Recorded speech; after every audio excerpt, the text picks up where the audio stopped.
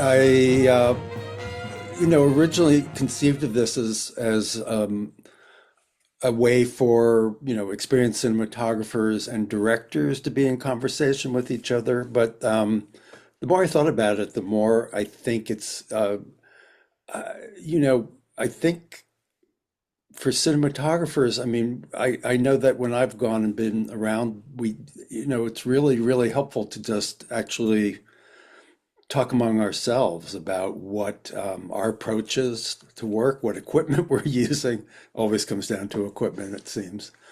Um, but I think I don't know that there is an actual focus for it today. I think I want to have the framework of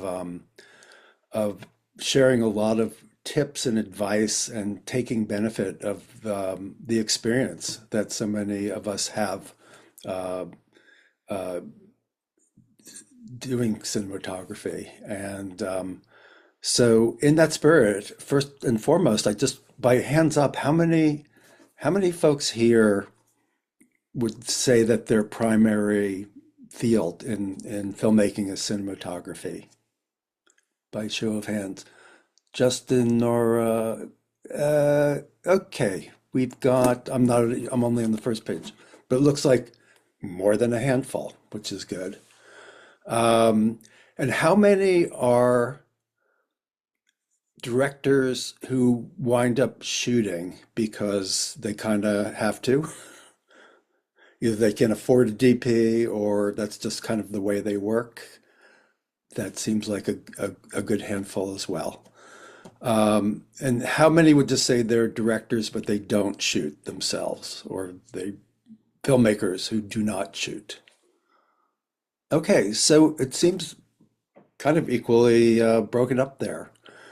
Um, I would love to see in the chat if, particularly to have, well, I wouldn't even say just cinematographers weighing in. But I'd love to know what aspect of cinematography you'd like to talk about. I have a bunch of things, that we could start out with. Um, but I want to make sure that everybody, the things that are most pressing on cinematographers' minds, um, gets addressed. And I would love to take advantage of the chat to be throwing out stuff in the chat, because whenever we do these crowdsourced face-to-faces, the chat gets really crazy robust, with people weighing in but I encourage you to use the raised hand function like Mark is doing right now to come on camera at any time to talk about, it could be anything from your experience, what you'd love others to know, other cinematographers to know, what other directors to know. Um, but why don't we start with, I, so here's where I'm coming from. I've been shooting for, I just counted in my head, 45 years. I started in 1981. Um, and I'm kind of self-taught as a cinematographer. And I think there's only been two occasions in all that time where I've worked with another DP, and I've been a director primarily these years. Um, so I don't actually know how other DPs work. So that's kind of where I'm coming from with some of my questions. Um, so let me just give an example, a working example, for starters, and then we can go kind of anywhere with this. Let's say I am, I've been hired and I'm going to be just a director only. So I'm going to work with a DP and a sound person, and if I'm lucky, a PA. If I'm lucky, we can afford a PA. what, and I'm calling you, one of you, I'm thinking about, hiring one of you cinematographers out there. Um, when I call you up, what are, how is that conversation going to go? I mean, obviously you'll send maybe examples of your work and whatever. So Justin, Jason, some of you, others, Nora, some of you who raised your hand, and I know there were others. Um, how do you, what are the kinds of questions you would, or things you would want to know from the director when they're considering you for a job? Uh, Justin, yeah, why don't you kick it off? And I think the first question that I always ask is, what's the story? What's the film that we're telling? Is it a feature? Is it a series? Um, what are the themes that are involved? Where are we shooting? What are the pros and cons and challenges of locations, of budget? Um, who the potential talent is? And I want to know about you as a director and what the story is that you're looking to tell and trying to tell, and what your what your goal for the film is or the series. Does it have distribution? Are you looking to shoot it and then figure it out later on? Just sort of general information about the project and yourself and your philosophy as a filmmaker. And I like to try to get to know people, as a person, um, as a potential collaborator before really deciding on, is this a project that you want to embark on with someone. Okay, so this thing is going to be, it's going to be mostly verite with some interview. This shoot we're going on, I totally, you know, those are actually great questions to ask. So I'm going to ask you, are you used to working with a very small crew, like with just like a sound person? If so, like what camera do you use? Do you have a package that's like really mobile and Sure. I mean, I work with big crews. I work with small crews. Um, I prefer medium-sized crews, where it's not so small that, everyone's doing six jobs and there's enough hands to kind of help make things happen. But, big crews can be a little crazy and, it's a strain on a budget. Um, Personally, myself, I don't own equipment. I have relationships with a bunch of different rental houses. And, I've always kind of had the philosophy that, um, a camera and a lens is a tool, and you pick the right tool for the right job. And, you know, if I own an Alexa 35, that's not just necessarily going to be the right job for, a small shoot that we're doing of people talking in cars. uh, you know, um, and with, the expense of cameras, I never sort of wanted to lock myself in to a certain equipment list. I like being able to figure out, what works best with the way that a particular director likes to shoot or what a particular story calls for. so if I want to see examples of your work, what would you point me to? Because I think anybody can make a cinematography real look good with, fancy editing. Do you have what would you show me? Sure. Well, I have a website, and on my website, I do have the sort of sizzle type uh, pieces that we all have to put together, that we all hate putting together because, as you said, they're brutal to put together and they're not a true example of the work that you do. It's your flashiest, prettiest pictures, um, but doesn't show that you can shoot a scene, doesn't show that you can do true verite, doesn't show that you can do anything. So, we all have to have reels, but they're awful.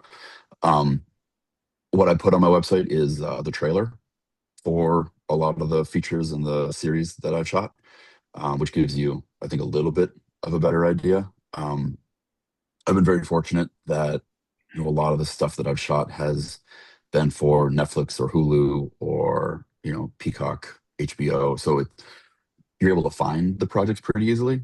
So, if someone sees the trailer for something or they see a snippet of something and they want to sort of see how the bigger show came together, it's pretty easy to find. And So I'm fortunate. surely you point me to references, to directors you've worked with, right? Who will, Yep, and I have a resume on my website yeah, where you can sort of see stuff I've worked on that lists your directors and production companies, and if people want personal references, that's something I'm happy to provide. yeah. One thing that drives me, crazy as a director, if I wanted to hire you, like I don't know how you shoot. I've never been with you on a set, or I mean, in the field. Um, I don't know that you think of like an editor in terms of getting cutaways and getting reaction shots and stuff like that. Unless I went on a shoot with you, I wouldn't know offhand. So what do you, Yeah, I might be a tyrant. You might hate being around me. Yeah, well, that's where I suppose the references come in. Hopefully the references come in. yeah. What Uh, I think but I all mean, how the do you never can get, I mean, what I would love to get, but I don't think DPs ever can or rarely can get, um, is the raw footage of how you shoot something before the editor gets their hands on it. Are you able ever to get that? no, Okay. it's hard enough to get a completed project, let alone dailies. People just don't. You know, uh, um, People pay a lot of money for that stuff, and they want to make sure that they hold on to it. As far as production companies and so I mean, to your point about what a certain DP might, what their experience might be as far as shooting for the edit and working with talent or specialty situations. Have you shot around water? Have you shot around airplanes? Have you shot around animals? I think that that's just part of that initial couple interviews slash conversations. Like you know, and it's tough. You ask the question, can you do this? Have you done this? And the person says yes. And at that point, you kind of have to, trust what they're saying. But I think that I love to have kind of lengthy conversations with directors about projects. Um, just to, again, to really get to know the person. I think that during that back and forth, it helps them get to know me as well. And um, I try to be a very straightforward, very upfront kind of person as I see challenges. Um, Sometimes I'll talk about challenges or red flags as I see them that the director, producer, production company don't want to hear about. Um, as far as like, well, I understand that you want to do this, but with the crew size and the budget size that you have, we just can't. So, there are pivots we can make to try to make this happen. Um, but I like having very successful shoots, and I think that successful shoots stem from a very successful pre-production, and that stems from very successful and very open and honest conversations about the challenges and people's experience and what you're kind of walking into. Yeah. I think you mentioned you don't own equipment that you rent as you go by. How do you learn these cameras? I mean, how do you work on like, let's say somebody asks for a camera, that you haven't shot with. How do Oh, you, I do a lot of research. I've got my stack of American cinematographers sitting on my desk over here, and I'm part of different groups and blogs. As I said, I have really great relationships with some rental houses, and so they'll call me when they have new gear come in or new lenses. Um, the most interesting thing happening right now, I think, in cinematography is lensing. People for the past several years, we've been rehousing sort of old vintage photography glass and turning it into cinema glass. Um, and it's great. I love, especially shooting primarily digitally. I like older lenses because I find that digital cameras with these new crisp lenses are just so sharp that you end up putting filtration on it, and then your filtration ends up blooming your highlights, and so you sort of end up going down this rabbit hole of like trying to fix the image where if you just kind of pick the right lens and you go with a slightly older, slightly softer, um, either slightly more or less contrasty lens, depending on your shooting environment and the story you're trying to tell. I think that it solves a lot of problems. So, I do a lot of testing. I shot a film uh, called The Honorable Shine. It's a documentary about the rapper Shine Barrow. And I knew when we were shooting in Israel, we shot in Belize, we shot all over the US, and the director really wanted to shoot anamorphic in Israel. And I love shooting anamorphics. And I think I tested 6 or 7, maybe 8 sets of glass, um, and I sent him the tests and I broke it down into, stills and videos and um, uh, just to try to find the right look for the project. So, it come to get back to I think the core of the question, which is, how do you stay current on stuff is, um, in sort of the higher end camera and lens market, there aren't all that many choices. So it's pretty easy to stay mostly current. Canon, Sony, they'll release a new camera, a couple cameras every year or two. Looking at the specs of the camera, you can kind of tell if it's something that you want to, or how highly you want to consider it for a job based on what you're doing. Um, Looking at full frame cameras versus Super 35 cameras, pros and cons of that, pros and cons of finding lenses for those. How small is your crew? How big is your crew? What the repercussions are of those choices. It kind of, as you talk more with the director or producer or showrunner about a project, you can kind of check off, okay, these not a good idea, not a good idea, and you kind of whittle down to, 2 or 3 camera bodies that are probably acceptable for the show, and then when it comes to lenses, then it's season to choice, season to flavor, based on what you and the director are trying to make it look like. And then peripherals, if you're fortunate enough to have an AC on a project, which, I've been very, very fortunate in the projects I've done where I usually have um, a decent sized crew. I'll bring in my first AC and they'll help me design the package as far as wireless monitors or, wireless follow focus, all that kind of stuff, just to kind of put the whole thing together.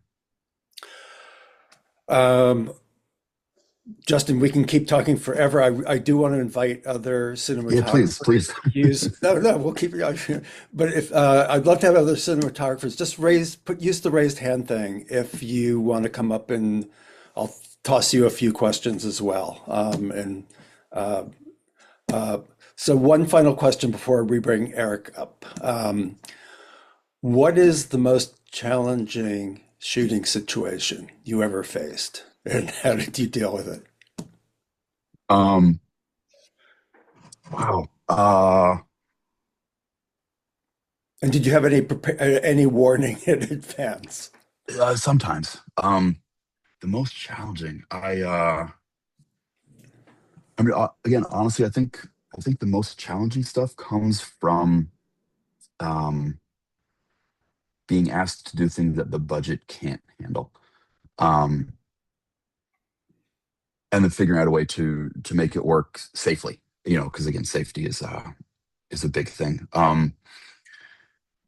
We did some underwater cinematography on this project I shot in Belize, and initially the company wanted to. There are these waterproof housings called Hydroflex. They're sort of the big company that provides all this stuff. Um, and at first they said, well, we just want to get like a plastic bag and have you put the camera underwater. And I said, we're not doing that. And it was a little more robust than that. But it was like, how do we do this super, super cheap?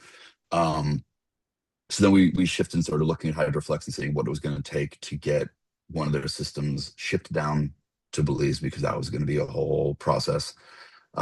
So I running the numbers, and then that wasn't going to work. And then, um, I ended up linking up with specifically an underwater DP, and talked with him. He owned his own underwater housing, and so we brought him down to operate for that stuff, and he flew down with his equipment and all that kind of stuff. So it was more of a challenge, I think, in prep than sort of in the field. I'm not sure if that quite answers your question, but Okay, well, it gives me another question. I want you to do a shot where you're jumping off a diving board and going underwater, or following somebody jumping off and going underwater. And I want the camera, I don't want to see any water on the lens or anything. How do you keep a clear image going from life on part of it's on land to underwater and part of it back? is these underwater housings. Mm. The camera stays inside, and then, not to go too into the weeds, but you can get flat port or domed port. um, housings, and they work differently as far as focus goes and how they interact underwater and stuff like that. So for something like that, you probably end up with a flat port, and it's a. I mean, I don't even want to jump We want to go into underwater. the weeds, or that's the whole point of this session. But Yeah, we'll well, we'll we'll keep I, it I mean, short only because we want yeah, to get more time. I am not, I'm pretty upfront with what I do know and what I don't know, and I'm definitely not a an underwater DP. That's what I bring in Right. experts for in that regard. So I think some of these other guys with their hands up might have Yes. more experience in this than I do. But I think that it would be some kind of an underwater water protective housing, or it's not on your shoulder, but you can have a rig where the camera kind of goes underwater from a rail, sort of like a vertical slider dolly type system. Um, but that is the kind of thing that I would then further investigate by speaking to other experts, other people that have done some more stuff than me in that specific situation. This was great, Justin. I mean, you really laid out the kind of preparation and homework that goes into getting ready for a shoot, and that was really helpful to hear. So thanks for breaking the ice and sharing with us. Of course. Okay, Eric, glad to see some hands up. Eric A. Hey everybody. Justin did really capture a lot of things. The one thing I think he might have missed for me personally, when I'm a new director that I don't know is reaching out to me or a producer, I kind of want to know where they are artistically outside of I want to know about their project for sure, but I kind of want to know what kind of music they're into, what kind of styles they like. And not to say like we want to make a film that looks like this, but I think it's really nice to have the creative or the people driving the project kind of all in that agreement. I did a lot of assisting before I started to operate, and that was mainly in commercials and narrative stuff. And I watched the use of a lookbook, and those kind of tools. So I think if you come to the table and you're trying to hire a DP you don't know, or you're just kind of making the rounds looking for somebody, I think having a good idea of what you're about, what you like, what your aesthetic is really helps the relationship. You, So that was the one thing. And it's so interesting, Eric, yeah. because when I started working with a composer for the first time on one of my documentaries, I gave him a playlist of he just asked what are some of your favorite what's some of your favorite music? Yeah. Yep. Throw stuff together, and it doesn't have to be all of one style, just anything that you love. Put it together, and it will give me a sense of what your taste is and what you're looking for. Exactly. Um, and I know that on fiction films, the DPs and directors spend a lot of time on the look. Yeah. Go over, artwork, paintings and stuff that gives the DP a sense, or gives them both a sense of what the look is that they're going to come to. I'm not, I'm not familiar with someone who's shooting for a documentary spending a lot of attention on what the look will be, but I it's think it's, interesting. point, not essentially just the look, but I think it's points of style, Yeah. Do you want to do classic 3-point lighting for your interviews in a calm setting? Do you Oh want God, to, no. you know what I mean? But like I think that's what I would use as the general term more than look, maybe. Like, what's our strategy? Like, what do we want this to be about? I think the good news, and I think most of the DPs will agree now. My first 12 years of my career were mainly in film, and then we transitioned. I don't know about the rest of you guys, but I work primarily with Sony and Arri, but I have shot projects on all types of stuff, all the way down to phones. But what I would say is that, man, do we have a lot of control over the image after the fact now that we did not have. And so I think that like getting to the look was more important in the film era. And some of us keep that habit a little, but that's just my thought on it, but I'm constantly blown away by what we can do in post-production to address an image, either whether it's a problem or an enhancement. It's pretty outstanding what we can get done with S-Log or log these days. Yeah. How hard was the transition from film cameras to video cameras for you? For me, it wasn't. When I was in college in the late 80s, I'm going to date myself a little bit, we were seeing video starting to come. The nonlinear editors hadn't quite arrived. We were hearing about it. But I saw my uncle was a still photographer in New York, and he was starting to see the digital realm too, he worked for AP, all these other people. Anyway, I saw it coming, and I decided that I wasn't going to be one of those cruddy assistants that was like, screw this video stuff, I'm not touching it, it's not art.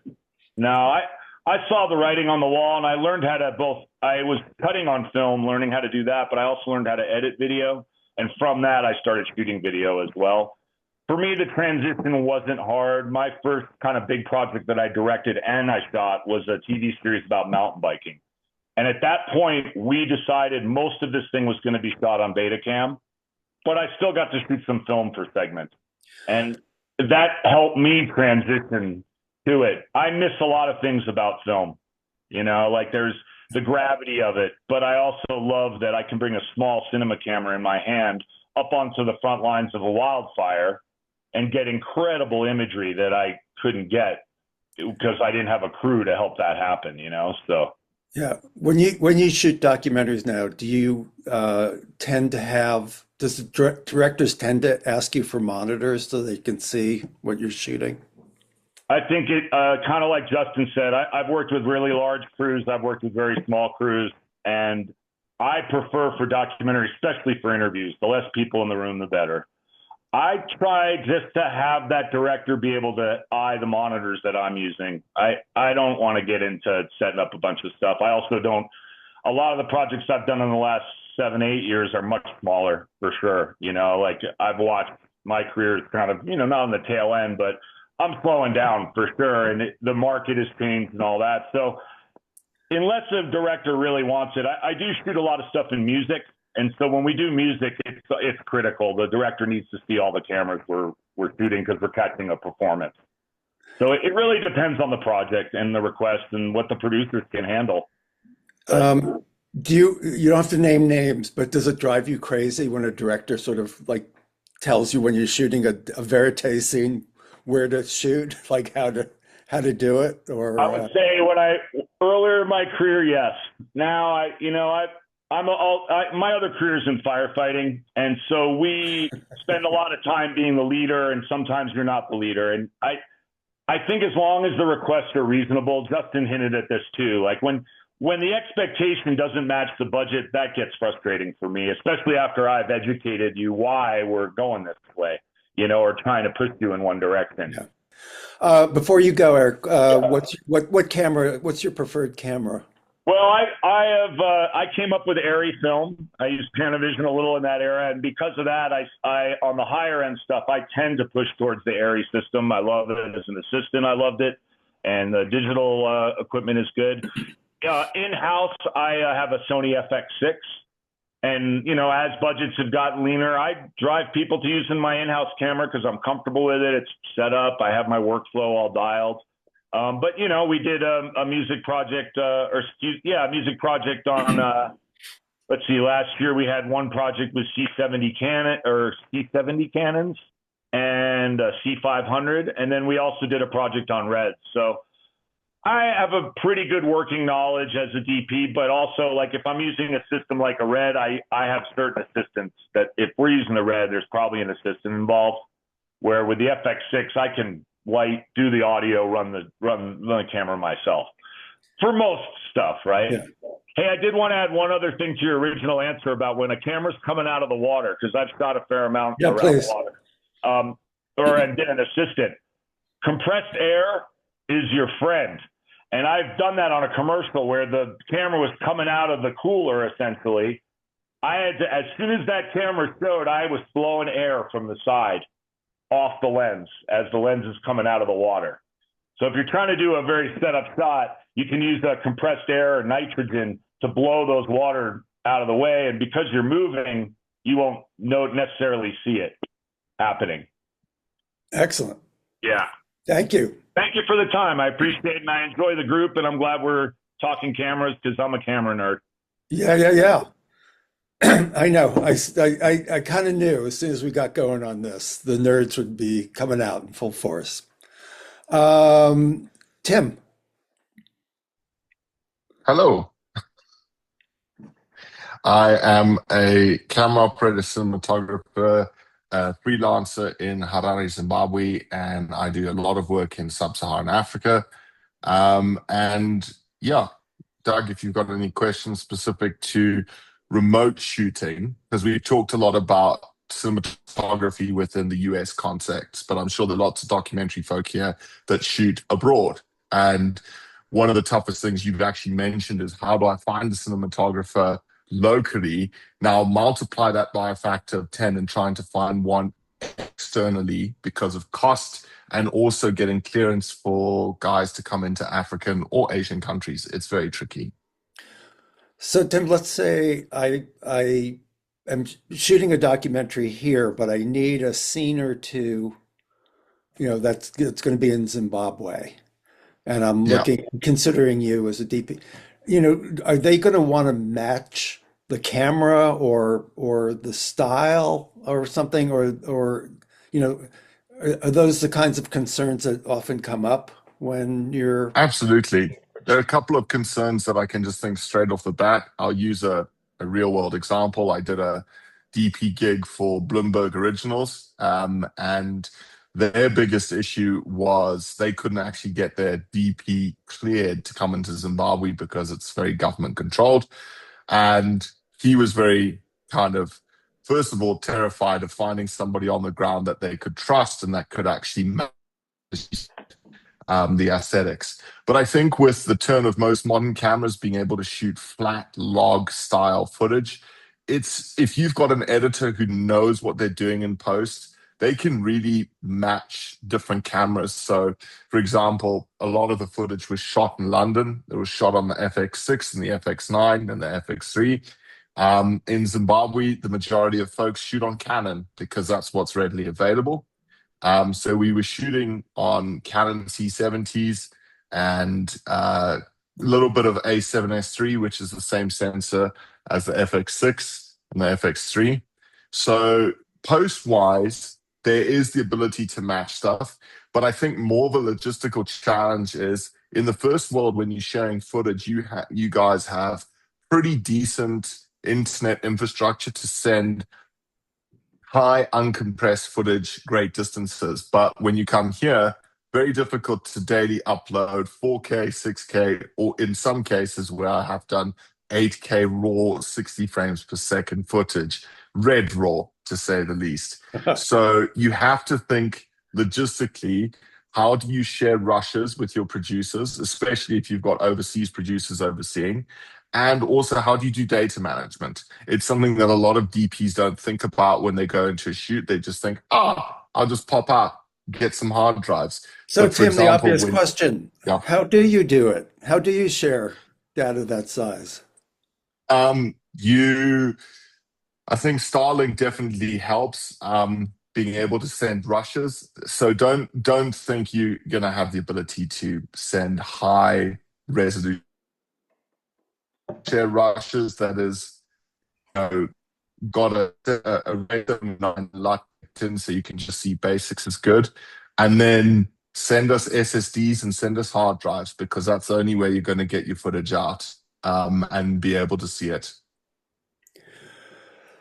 Um, what what of those cameras, what do you prefer shooting on if you were left to your own choices? Uh, I don't think I have a preference, Doug. I think, as my fellow cinematographers know, cameras are tools, and you pick the right tool for the right job. You don't pick a spanner to knock a nail into wood. It can do it, it just won't do it that effectively, and you may break the wood, the the nail, or the hammer, or the screw, whichever one you decide to knock in. So you pick the right tool. So, for wildlife natural history, in terms of the majority of people that come and film here, they're shooting on red and they're shooting 8K because that's what most post houses require.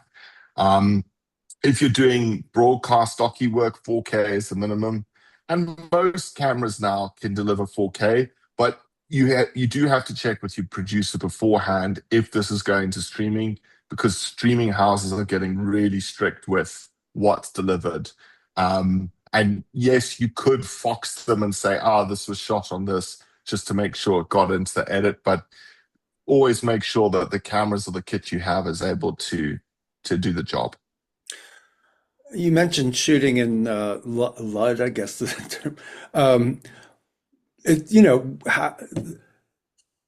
the rushes are going to come back, or the footage is going to come back, and it's very hard to tell what it looks like when it's, you know, shot and that stuff. What do you do to help the director actually see what it looks like if they're getting this back? So if you have, like the other DPs before me, I've had the privilege of working on big crews and small crews. The truth of it is if you've got a DIT, or if you are the DIT and you're managing all the media and data, you pick a handful of clips, and you literally drag them into whether it be Premiere Pro or DaVinci, and be able to do this if they have any knowledge of any NLE software. And you drop a LUT, so it just gives a very quick color correction. I've had producers phone me from all over the place panicking because they're like, the footage is gray, I can't see the color. And you have to kind of very gently say, this is the best way to get the best color that you want for your vision. I'm going to send you screenshots of that, but I'm also going to send you screenshots with just the basic Rec 709 so that you're not crying. I had a DP that was shooting on 8 different cameras. One of them was a Phantom Flex, which are notoriously difficult to shoot with anyway on the best of days. But all of his footage was coming with highlights that were totally blown out and shadows that were black. And he asked me to kind of make a fix, which I did. And actually, to be honest, for DPs in most situations, you guys are troubleshooters. You need to be able to find out good, quick solutions that keep the piece and keep the ball rolling in the right directions, and to kind of foresee challenges coming. Yeah, that LUT situation is like, you know, it's a bit mind-boggling because there's so much trust involved with that. You know, just say, believe me, here's a. Absolutely. What do you recommend that the filmmakers do? Just immediately go through what you just said and put it through DaVinci or Premiere or something so that you can actually see what it'll look like? It's the biggest thing, because actually what you're trying to do is keep the peace with producers and editors. And as a cinematographer shooting the stuff, and if you're handling the footage, you've got to be able to juggle the ball. Your producer is not going to want a hyper technical, like almost difficult to understand scenario. They want to know that you're going to give them the footage and it's going to be on point with the vision. Editors are going to want to know, did you shoot enough sequences that I can cut together? So actually, from a DP perspective, you need to do that. You've got to think like an editor to cut multiple things in your head and get those shots. So don't just get fixated on one thing. Think, have I got this? Have I got that? But then with LUTs specifically in post, LUTs now are very easy to find online. Camera manufacturers develop their own. They'll be very honest. They do not look great. There are lots of people who develop LUTs. But these are the conversations you have before you get into the field. If you can afford to, you do test shooting. And I've done that quite a lot of times. That's what I push people to do. Let's do some test shoots. Because once you've done them and they can see that A, you can capture what they're wanting, and B, you can get the color, the aesthetics, the feel right, then you take a lot of risk out of the equation and you can then really focus on the story. That's ultimately what you want to be doing. You don't want to be troubleshooting all the way through the story. It detracts from the actual story capture. Great, Tim. Super helpful.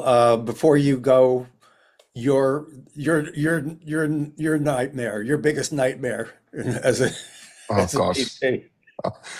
Um, What was the so worst? What was the worst thing they asked you to do? I think one of the worst jobs, we were filming the season transition in Wangi National Park. And for anybody here that knows lenses, we were shooting on the Canon CN20, which is a $75,000 lens. It's beautiful. It's 50 to 1,000 mils, which is the standard for wildlife. And I warned everyone before we got there, guys, there's a storm coming. You need to get your waterproof sorted. And I kept saying it until literally the storm hit us, and it is flatland. The storm came in, just completely drenched us. The other DP who was using the lens didn't have any backup plan. And one of my always safe to goes is getting a rubbish bag. They're cheap and cheerful, but if you ever get caught in a deluge of water, you rip it out and you throw it over the equipment. You don't need expensive camera or lens covers. And it just saves you a very expensive bill with the insurance and trying to explain, no, but the shot was important. I needed to get the rain dripping off the elephant's back. Do you know what I'm saying? It's just use some common sense there, guys. Um, DPs out there, put your like go-to accessories. I love that example of a backup accessory that you needed. Um, in the chat, I'd love to see more like tips about what kind of lifesaver backups you have, or what like must grip tape. You know, um, it would be great to get a sense, particularly if they're ones that you wouldn't normally think of. Thanks, Tim. Jason, you are up. All right, in the hot seat. Yeah, Here we go. what haven't we asked yet that is important for us to know? I mean, you guys have covered so much between Justin, Tim. I mean, with Lutz and Justin going over the pre-production process with basically interviewing the director. I mean, yeah, the floor is open for you to ask me a question. Well, I'm do you ever work on these kind of very, very small? We've talked about sort of almost bigger crew situations. Oh, you're talking to the right guy. Okay. So Yeah, what's a normal shoot situation for you with do you ever work single camera, just you oh, and yeah. the director, or just you? Yeah. Oh, yeah, definitely. Yeah, working in a position where I'm pulling my own focus, I'm setting up my own lights, I'm doing the drone work, I am doing Steadicam, and yeah, so I've done everything. So when I do get the opportunity to do something a little bit bigger, where I do have the resources of having an AC to pull focus, it's almost weird because I'm sitting there holding the camera like this, and I'm doing this to a fake follow focus that doesn't exist. So yeah, primarily work in smaller crews where I'm doing everything. Um, is it good? Yes, in a way, I guess, depending on who you are, it's a personality situation. Is it bad? Yeah, of course, because now you're doing everything and you're also depending on your director or or your field producer to help set up lights because you can't set up C stands or, Desari stands by yourself if you only have 15 minutes to shoot or set up before a shoot. What I guess a thing about depending on your crew size, and what I've done in the past is really look at the director and how much experience they have and how flexible and collaborative they are when it comes to working as a team and not just going, well, there's a hierarchy. I'm the director, so I only have my notepad, maybe a monitor, and I'm just going to sit there and do nothing, as opposed to going, all right, we have 30 minutes to set this interview up. We're in their house. We've never been there before. We don't know what the lighting situation is like. Do we need lights? Do we don't need lights? And we got to get in there, figure out a good spot to shoot, and it's all hands on deck. Everyone's got to, be humble enough to go, okay, all right, I got to set up a light and ask questions. If you don't know how to set up a light, be willing to be like, I don't know how to do this. Can you help me or can you just throw me advice? And uh, yeah, so I've been in plenty of situations like that. And I think what I look into a director or just a crew when I jump onto it or a project is the willingness and collaboration and the humility of everyone. If they're willing to kind of step in because, we want it to look a certain way, we want it to be lit a certain way. We have this beautiful idea, but that takes work sometimes, especially, you know, uh, I don't know if anyone, I read a lot of military history. I'm not a veteran or anything, but there's a very common thing that generals say in combat. I think it's pretty famous. I think it was General Patton, could be wrong, don't quote me, but said something to the lines of generals make plans, and then once the first shot is fired, all those plans go out right out the window, and it becomes just pure, it's Yeah. just gut reaction and instinct and training that steps in. And I feel like that kind of translates a lot to some of the situations that I've been in where you have this big glorious plan, you have these lights, you have a few lights set up or you have an idea, certain lens setup you want. You walk into a situation only in doc or especially in documentary and then it goes right out the window because either the place is too big, too small, the room gets shut down and you're not allowed to shoot there, so you got to find a new location. You thought you had an hour and a half and you only have 15 minutes to set up. So everything changes, and then you have to react to that, and you have to play it cool. And if you have a good enough crew to sit there and go, okay, guys, plans changed, let's figure this out, and you make it work. Oh, I mean, how great is that? What a great end to the chaos of the beginning of the story. So, They used to say that about Mike Tyson. oh Well, yeah, when the first punch and all your plans go out the yeah, window. all the plans go out the window, and that happens more often than not. I would say it happens 70% of the time, Yeah. where you have this idea, maybe you have a meeting with the person you're going to be interviewing or the location you're going to be shooting at, and you have a Zoom call and you have pictures, and you're like, oh, this is great. We can shoot here, we can shoot there, and then on the day, it all goes out the window, and then you got to figure it out and you got to make it work. And having the ability of a director to lean on with confidence too. I mean, that's a huge thing with the director, and not have a freak out moment. Oh, it's all ruined, it's all over. And having a crew that's not going to go, it's all over. I mean, I was on a shoot, and it was funny because we were in a barber shop shooting all day, and the sound guy. I mean, there's only four of us shooting. It's me, director, producer, and a sound guy.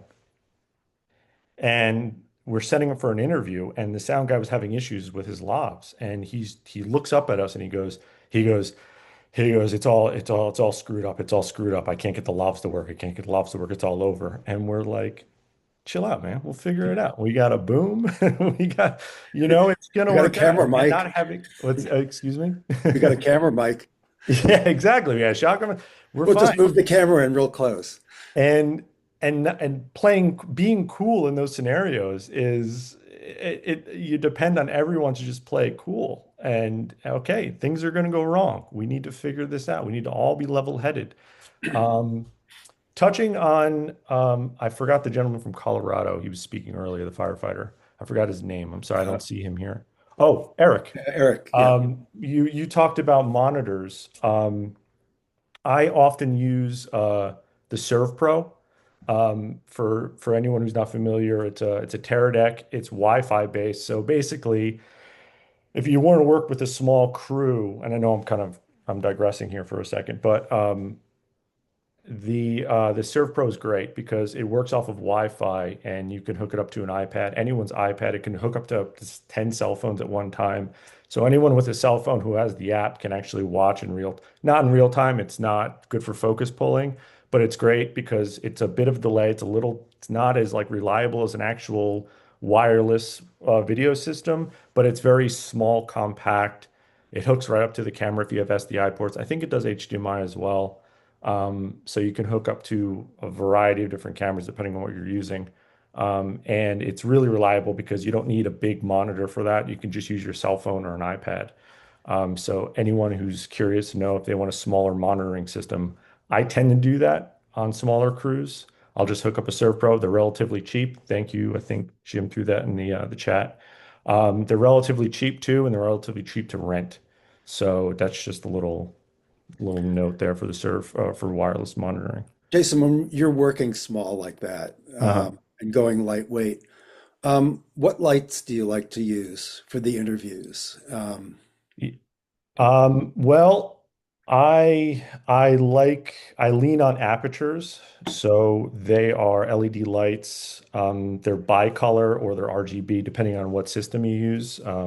They go from like I think the 120 to 300 to 600. The larger the number, the bigger the unit, the more power you're going to get out of those. But they're relatively light. They don't produce so much heat. And you know, they're extremely reliable. They don't pull a lot of power, so you can bring for instance, a 300X, which is a bicolor aperture light, so you can use it for daylight or tungsten. And they're relatively small, so they're about, I mean, this big for the 300. They put a lot of power in. You got to get relatively close. So if you're battling sunlight, it's not a very good unit to have. But if you're indoors, it's great. The larger you get, the 600 is a little bit better. It's going to kind of emulate an HMI. And then you have your 1200, which again, that's now we're talking bigger. But if you're in the 300 to 600 range, that's what I tend to use. If I have the resources to get a 600, I'll use that. But if I'm traveling, a 300 is great. It's reliable, it's small, it's compact, and it's going to give you enough power to set up. I'll set up a closer book light, which is basically just, or a cove light, something. Or you can throw a dome on it too, so you get some nice diffusion there. But I tend to not carry domes when I travel. I like to T-bone a lot of rags on C stands or sands and just use that as diffusion as opposed to, um, bringing domes. But some people, it really depends. But yeah, so I tend to use LEDs because they don't pull a lot of power. They're relatively cheap and they're small. So they're cost effective and they're better than the older like RE, those RE lights the tungsten lights that aren't, What they're what do you use for diffusion if you can't, you're going so light you can't have C-stands? Do you have something you clip on barn doors or anything? Oh Or yeah, clips are everything, man. You just gotta use whatever you got, do bed you bounce sheets. light off What? walls and Oh things like yeah, oh yeah, that? Okay. definitely.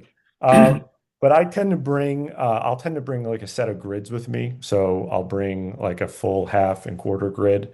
And then I love muslin. So if you, for those who are not familiar, I love muzz. I love unbleached, because it's better. I think it's better for skin tones, especially darker skin tones. It just gives great bounce, natural light, and it's not too glossy.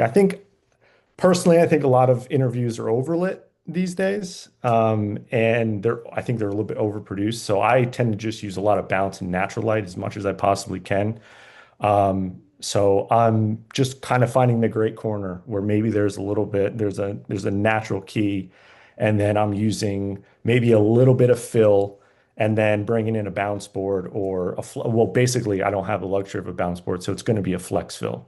You know Yeah. what I mean? And I'm just clipping. I'm using grip clips. Grip clips are, it's you're doing the Lord's work there because you're grip clipping the 6 by or 8 by grid to someone's windowsill, and or their curtain rod, and you're just using that to diffuse the light.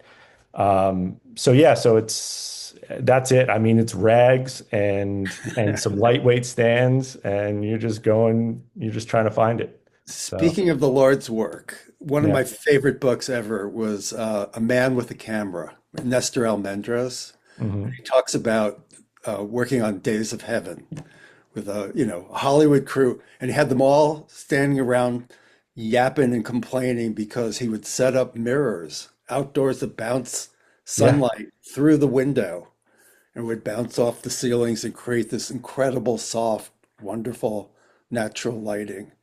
And Yeah. there's the whole thing about how the gaffer was like constantly on his ass. Um, but then somebody went up. He told Nestor, like when Nestor won the Oscar for cinematography, the guy apparently said, "Well, okay, I guess he knew what he was doing." Uh, Yeah. there's also another great book, Masters of Light. Mm. Um, anyway, thank you. Appreciate it, Jason. Yeah. There's great tips there. Um, Nora, you've been waiting patiently. I see you, Tom and Karen. We'll get to you. But Nora, you're up. Hello, hello. I taking it back to the question of like what I love for directors to bring to the table. It's, I think, really a perspective of like where are we exploring this world and story from? Like, what's the vantage point, right? Like, as a cinematographer, I see myself as like the medium between like the audience and this world. Like, the camera is the eye, like, the audience's eyes, right? So, getting specific about what's the perspective we're exploring this world from, I think is a really helpful launching point into like all the technical questions and conversation that's going to happen afterwards. I also think it makes a story feel more specific. And it's not for everything, obviously. There are some things that it does need to be pretty neutral. It does need to be like, eye level and kind of more omniscient, right? But I think the more specific a director can get into like, who is this story really for and how is the best way to connect that person with this world? I love that as a place to start a conversation. Yeah. Do you ever do you start looking at the director's work to get a Oh, sense of of, course. yeah. Um, yeah, it's interesting because when I talk to prospective editors, I always talk to this one editing class whenever they have a semester, and um, I talk about the importance of their like a they it's really important for them to know what the themes of the film are, and what the not just the story, but what is the director trying to say, um, and that if the director can't verbalize that or express it, they have to ask the question because how can they look when they look at the footage when they have to know what material like hits on that theme without being too heavy-handed or they need to know what to look for in the Yeah, and I suppose absolutely. it's a similar thing with you. Yeah, I think like thinking, how can we imbue everything with meaning? Like, where are we finding symbols and kind of deeper metaphor within this world? Like, is it just a poppy, or does that hold a specific meaning to our kind of main storyteller? And how can then we play with that? It's also really helpful to build a shot list out of knowing, like, okay, we need our basic coverage, but then also what are going to be some specific detailed moments that are going to, on a subconscious, subtextual level, just imbue the story with so much more meaning and character and connection. That I love to look for those moments, and when a director can trust me to like balance all of that, I think that's the key because it's like shooting for the edit and making sure that we've got everything we're going to need to kind of tell the basics of the story, but going deeper, right? How can we make this story feel so unique and so specific in a world and market that's so oversaturated that everybody's seeing, a rainforest or, whatever, but like within that world specifically and within the kind of characters that we're playing with in the story, like how can we make this feel truly like special, one of kind and unique? Can you give an example of one of the films you worked on where Yeah. yeah, Yeah. get So specific. I just directed and shot a film about a flower farm here in Florida that is organic, and the farmer uses a lot of permaculture methods. And so we see a lot of different flowers, right? And they're all very beautiful. And yet within this story, there are certain flowers that like did really well in the season and certain flowers that didn't. Certain flowers that audiences are going to have an existing relationship and ones that we aren't. There's also a great amount of pests that we encounter too. So specifically, there's a grasshopper here in Florida that's invasive. It goes from being really small and black to being about like 6 inches and bright orange. And to me, that kind of became the symbol of climate change and of this kind of greater issue that this little flower farm is up against. And we see it go from we just see it tucked away behind leaves to like these massive whopping grasshoppers that are just sitting out on this kind of dry, dead flower field at the end of the season. So little things like that are just, I think, make something so, and it's an unspoken thing that's just so beautiful. And as a cinematographer, like that's what we're doing is turning images into meaning.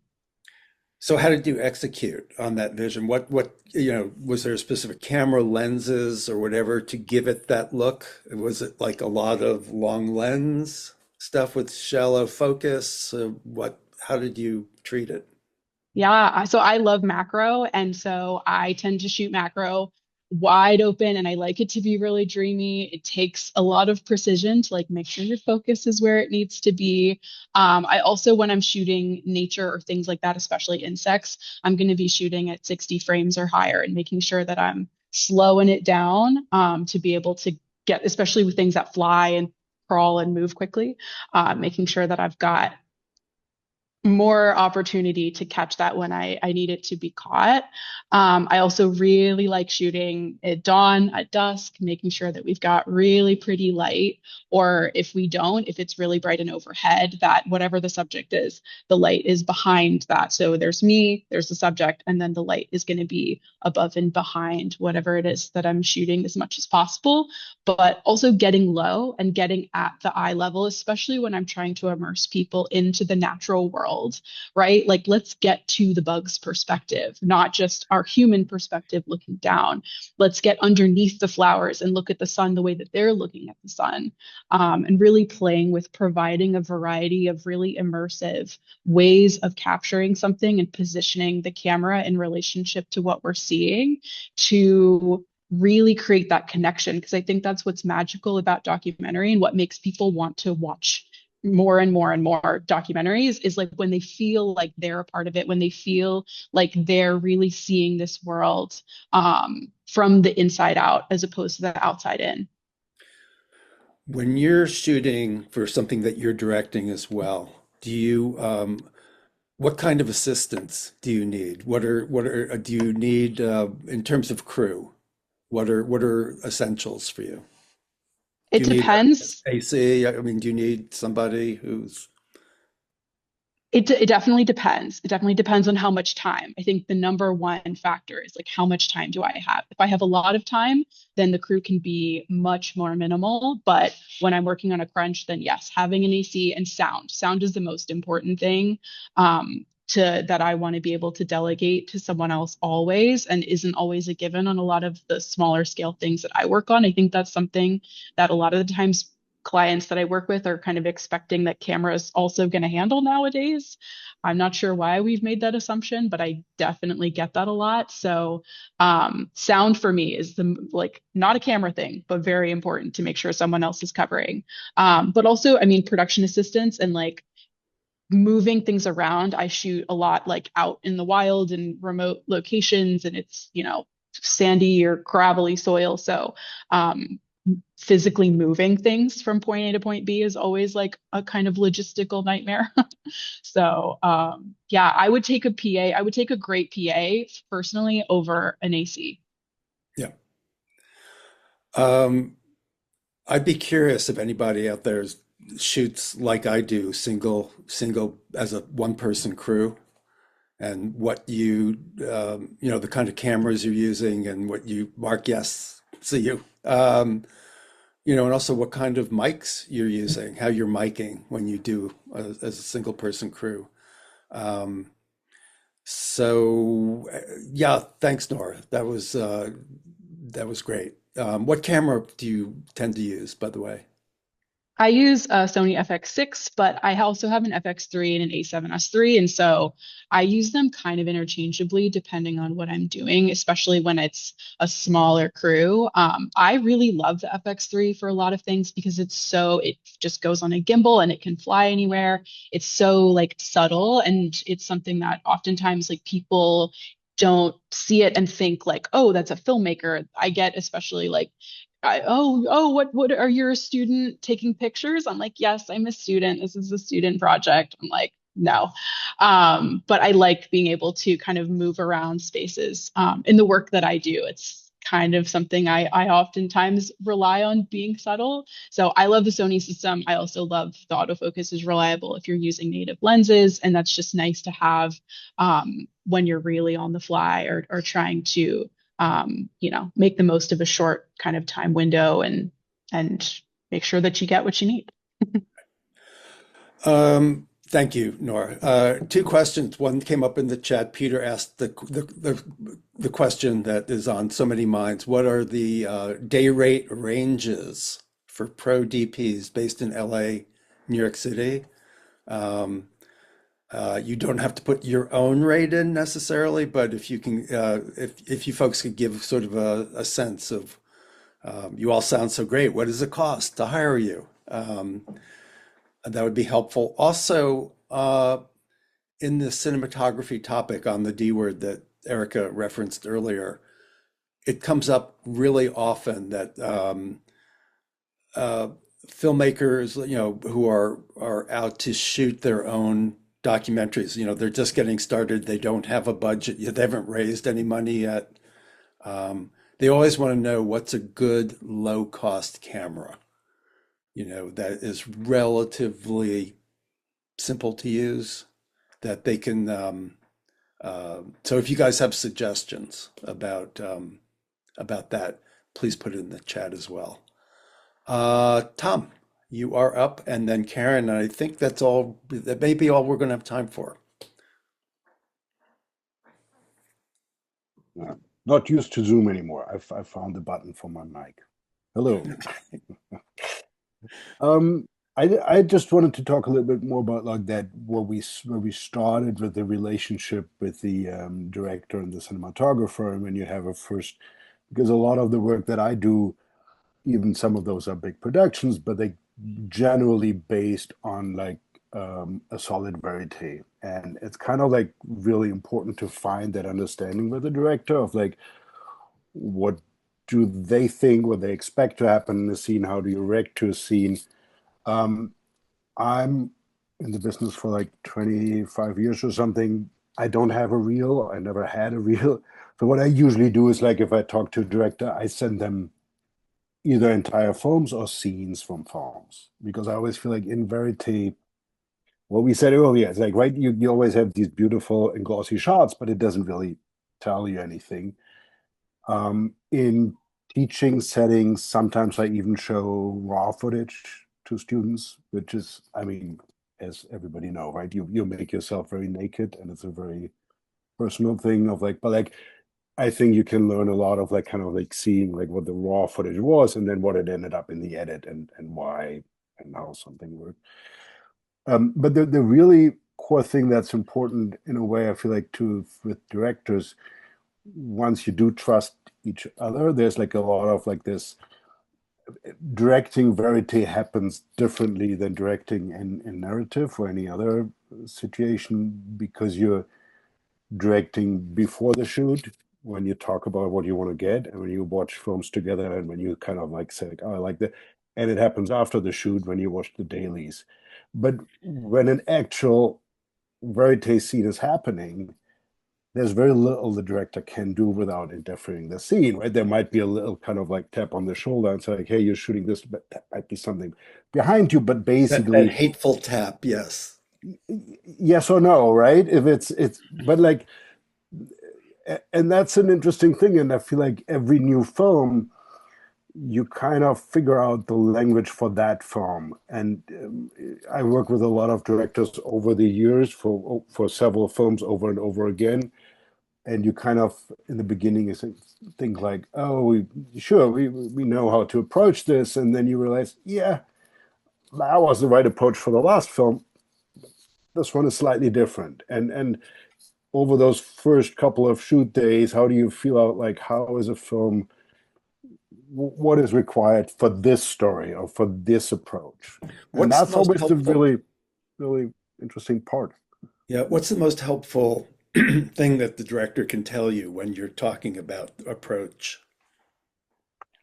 I mean, it's definitely the core of what we want to get, of like where's the core of the story, and what do we expect from the protagonist, and what kind of relationship we try to build with the protagonists. And it's Uh, also like that's another thing is like also like the more you know that the because what is sometimes really hard, like especially with newcomer directors, is like when they feel like, oh, we have to shoot everything, right? Everything is like equally important. And you're like, I strongly disagree. I strongly feel like there's a lot of decisions that you can take on set and realize that's maybe not that important. Maybe we save our energy and the energy of the protagonist until like something else happens. And so it's really important to be very awake and be very aware of what's happening, but it's not important to shoot everything. And that's sometimes hard to yeah. yeah, it's hard to work with indecisive deep directors who don't know that they've got it. You know, Right. we Right. I forget who was talking about coming in from, maybe it was Eric who had background in film. You know, in film, you were, you know, the dollar signs were chugging away, like you could hear it in the clickety clack of the camera. Um, and, you know, you had to just economically, for budget reasons, you cannot overshoot, you know, so you had to be, you had to know when you had the shot. And you, I had that situation like a couple of years ago. I did shoot, we did like a long documentary, but we started it on film. The original, the initial shoot of like a week or 10 days, we shot it on 16 millimeters. And I talked to the director back at the time and say, hey, but you won't have a monitor, right? This is just an Arton camera. There's no, you won't. And he said the greatest thing ever. He said, like, I'll be next to you. I feel if you got the shot or you didn't. yeah. And it's like there was this kind of, and it's the same thing now. We have monitors, it's fancy, and you have that the director can walk around with his monitor and like and it's very interesting to see there's a certain kind of directors who have that monitor for like the first 20 minutes of a shoot, and then they just put it away because they feel like, okay, now I get it how this guy works, and now I concentrate on what's happening. And there's other ones who are glued to the monitor all day long, but like forget to like that they're in that very situation. They have to build that relationship with the protagonist, right? You know, it's interesting because it's not unlike, you know, directors working with actors. There's some, like Clint Eastwood famously will do one take, maybe two, but you know, never more than two. There are others who will, you know, famously do 80, 90 takes. Mr. Kubrick, rest Right. in peace. And you know, what inexperienced directors who don't realize that you can't just continue, you know, if they're continually shooting and shooting and shooting and accumulating hundreds of hours, it is costing them a fortune with the editor's time to look at the footage and log And it. it doesn't necessarily make it better, right? No, Because a lot of the times you end up with like a lot of footage, but it's not really focused. It's like, oh, let's, and then it doesn't make the editor's job better, and but it helps to know what you really want or what you're yeah. looking for. Yeah. What do you, Tom, you said you teach, right? What do you teach? I was teaching at a film school in Germany, cinematography for many, many years. Now I'm giving master classes here and there where I kind of also like teach And cinematography. on what aspect of cinema? Was it the whole thing from No, it's usually technical? like what we just talked about, like variety approaches, and it's kind of like documentary in its widest range. Yeah, So two questions before we move on to Karen. What is your preferred camera when you shoot? I have my. That's an interesting thing. So I have my own camera. I have my A camera is a Canon C500. My B camera is the Canon C80. Because now a lot of people require a B camera as like I try to avoid that. I try to shoot with one camera, but like a lot of the jobs now require a second camera. Um, I love that camera very much. I have like a set of Angenieux uh, zoom lenses, and I have a set of Sigma Cine Primes. Um, and it took me a long time to build that camera in a way that it is really comfortable for the way that I work. And um, because it is, as everybody else said before me, as a tool, but that is a tool that I work with every day. So if I grab that camera and put it on my shoulder, I don't have to think about it at all, right? I know exactly how it works or where it is, and that lets me concentrate on what's happening in front of the camera. The other thing is I'm never really, there's a couple of directors that have this argument, oh, we have this very intimate shoot and it's very, and we can't bring a big camera. And I always feel like that's not really an argument. It's like, it's not about the size of the camera. It's more about like how you handle it, right? I can make a big commotion with like a really tiny camera, or I can just have a really big camera, but like kind of use it as a, it's part of when I'm there in a situation that is part of me as this camera, and people are kind of, yeah, that's the guy, that is one unit somehow. And even though that C500 is a pretty big camera, I made sure that when I'm shooting you as a protagonist, when you look from the front, it looks like a very slim camera. I try not to put like any matte box on it. I don't make it like from the front. It's still like it's not frightening, it's threatening. It's not right. And so I kind of like try to avoid shooting with other cameras unless you have a job where people say like really have to be that specific camera. But the C500, it shoots up to 6K if you really need to in RAW, but like you can also shoot Super 35. It has the range, and it's kind of like, yeah, I feel like I've used the same camera for like, I've shot like films. I shot a from the Compassionate Spy with Steve James, and it had like documentary aspects and narrative aspects or recreation aspect scenes. And so I shot the documentary part in Super 35 on zoom lenses, and I shot the narrative part in RAW with prime lenses in full frame with the same camera, and you still have two very different looks on the same camera. Yeah. Thank you. I hope everybody's been putting their contact information, links to their websites, whatever, in the chat, because I know a lot of folks would like to follow up and hopefully consider you for jobs. So so that would be great. Thank you, Tom. Appreciate it. Thank you. Karen. Hello. Tom kind of addressed the main point that I was raising my hand for, which was just to talk with the director about how the verite scenes are going to go down in the moment. You know, how are we communicating?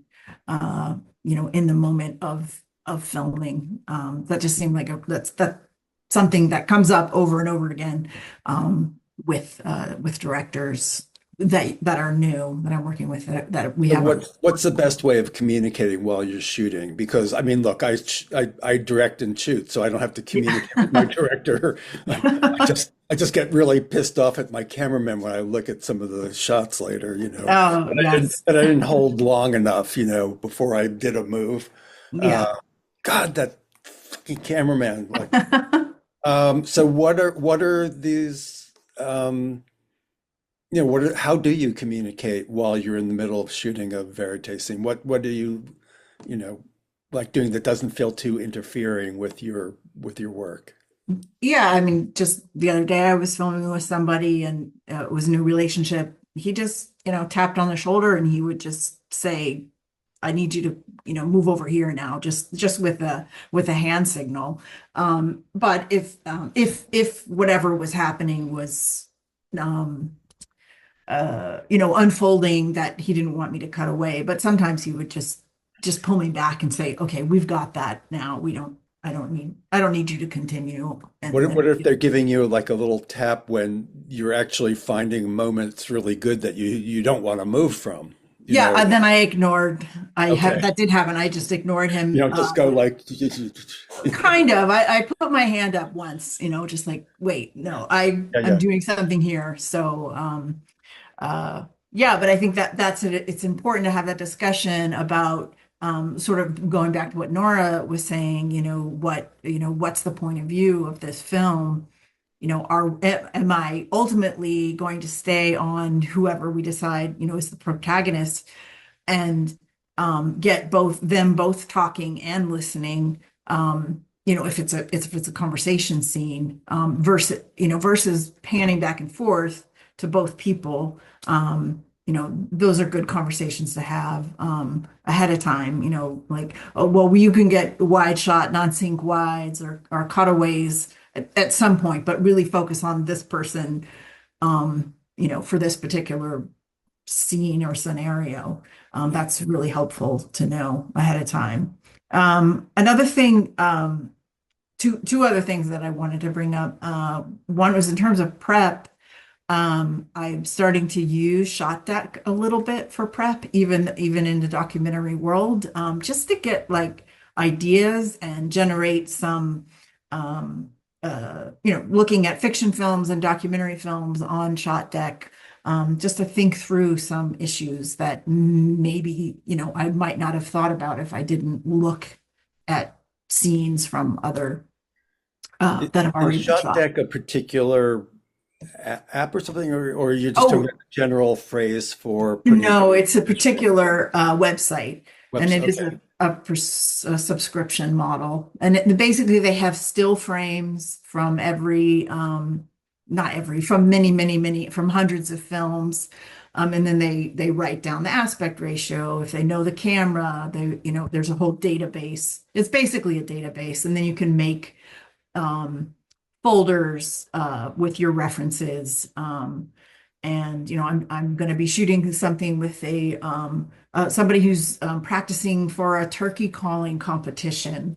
So I was like, I put in turkey calling, but there really weren't any any references in the search. So then I started to think, okay, it's gonna be dusk and dawn, exteriors. So I put those search things in, and images came up, and so I will talk with the director about you know about style. Are we, because we haven't decided if we're going to shoot wide frame, or regular 16:9. So those are just, it just helps to um bring up ideas and prompt you for things that you should probably be thinking about. So that I think is super useful. And then the other thing to add is to ask, have a conversation with the director about non-sync moments and slash interstitial moments, and to really think about how and when to grab those elements, because those can be so important for the editor, the non-sync wides for conversation scenes, verite scenes, but then like how are you transitioning between scenes? And those are the interstitial idea things that I'm talking about. Yeah. Like Nora brought up the flowers and the terrifying sounding 6-inch orange grasshopper. But are they wide shots of cars going by, or whatever they are. I think those are super important for, obviously, for the editor to have, but just to think about, here's a thing, if everything's verite, but how do you want to stylize these interstitial moments, potential interstitial moments? Well, also before leaving the location, get every possible cutaway you can think of. Wild Yeah. sound, wild sound, Wild. Yeah. lots of wild sound. And it's funny, this hasn't come up yet. Because to me, a big part of my job when I'm shooting verite with some, or setting up for an interview in particular, is making the the subject, the participant, comfortable and relaxed when they Mhm. have a camera pointed at them. Mhm. Um, so that means like while I'm looking at how the light is falling on their face, I'm also joking around and I'm making it, I'm in conversation, not saying anything about what I'm going to ask in the interview, but just make it feel like it's no big deal. Mhm. And not to to relax them as much as possible. I just feel, that's not just the director's job. I think it's, all part of a good crew and DP is to set that tone. Yeah, I agree. And I've often will come show up in the morning, and people are just nervous because they're like, oh, I'm going to be on camera today. And I remember doing something with at a farm in northern New York, following actually the actor who played Charlie and the original Charlie and the Chocolate Factory is a dairy vet, large animal vet. And so anyway, I followed him for a day, and we're like, oh, let's go around. We were going to go around to the dairy farm, and they're like, it was for Vice some years ago, and they were really nervous. They're like, somebody from New York is coming to, New York City is coming up to film us. And then I just showed up, and I'm not from New York City. I'm from Ithaca. And they're like, oh, okay, that's fine. All right. And they're like, you don't mind walking through cow shit? I'm like, no, it's fine. I brought my boots. It's all good. And, it just helped that I wasn't this stereotype of something that they had imagined. And it can be disarming, for me personally to show up with people. Yeah. Your being in Ithaca reminds me, I went to Cornell, which is in Oh, Ithaca, and yeah, they did not have a film school. I did not go to film school, but they had Cornell Cinema, one of the great exhibition cinemas in the country. it still exists. And I just watched films with audiences. I didn't have grow up in the DVD era or, where I could just study, although I highly recommend it. But there's something about watching films with audiences on a big screen um, that, I carry with me when I'm shooting, when I'm editing, when I just, think of how this will look when it's Mm, in the film. I think about where it might go in the film. I think about, but it was my film school, and when I wound up actually shooting, I had no background or training, but I had sort of, like incorporated all these movies I've seen in my head over the years, and I think it informed when I'm shooting verite. You go by instinct. mm, Like I don't have a director telling me this stuff. I'm the director, but there's something to like figuring out how you cover a verite scene. If two people are in conversation, they're walking somewhere, do you get ahead of them and walk backwards and have them coming at you? When do you stop and let them go by? If you're following behind, when do you stop and let them continue walking? I imagine it's almost like a jazz musician when they're playing, with others, you go by feel, and all the training in the world can't substitute for that instinct of what feels right to you yeah. when you're capturing a scene. Um, Anyway, we are past time. Thank you all of you cinematographers who came on. Thank you so much. You're proof that this idea that we had, that we should do this kind of crowdsourced face to face. We have so many experienced, hugely accomplished members in the D word. And we love it when we can bring you all on and take advantage of that. And the sharing was great. I hope everybody saved the chat before we go off, because there's a lot of information there that you want to reference and get back to. Um, and hope you'll keep coming to these face-to-faces that we're doing. If this is new to you, we do these every Friday.